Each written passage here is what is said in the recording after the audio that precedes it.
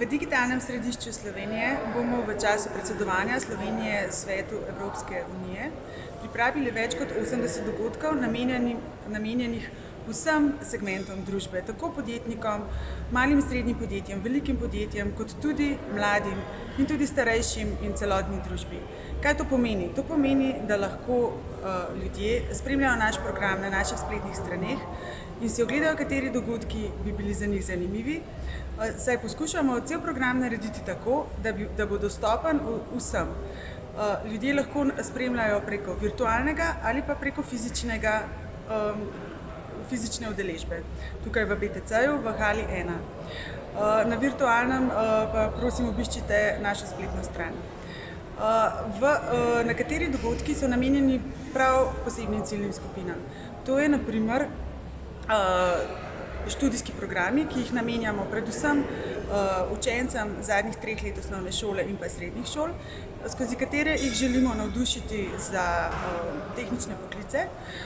Potem recimo kompetence, to je namenjeno širši javnosti, delamo sklop 6 dogodkov, okroglih miz, kjer želimo dvigniti razumevanje splošne javnosti, pa tudi menedžmenta, zakaj je potrebno, da se ljudje učimo naprej, zakaj je potrebno vseživljenjsko učenje, kako si želimo pristopiti k vseživljenjskemu učenju na način, da je ljudem zanimivo, da so stvari oprijemljive. In temu je namenjen tudi sejem, ki ga tukaj imamo v Hali. Da lahko pridete sem, si ogledate kakšne prototipe, kakšne razstavne eksponate, probate recimo VR očala in vidite, kaj vse tehnika ponuja, in mogoče s tem nekateri ljudje tudi izgubijo strah. Drugi ljudje se s tem izobraževanjem lahko navdušijo nad tem, da bi spremenili svoj poklic, na primer, in podobno. Naši dogodki pa niso namenjeni samo temu, namenjeni so tudi mreženju.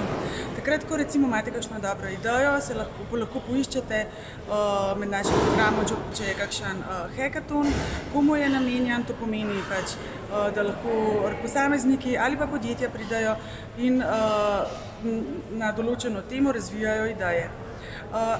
Ko sem že omenila hackathon, to bo pa tudi eden od dogodkov, ki bo konec avgusta, je pa medgeneracijski hackathon, ko bodo na temo e-oskrbe sodelovale različne generacije, kjer bodo starejši lahko povedali, kaj dejansko potrebujejo, in da bodo lahko firme razvile tisto, kar je dejansko potrebno.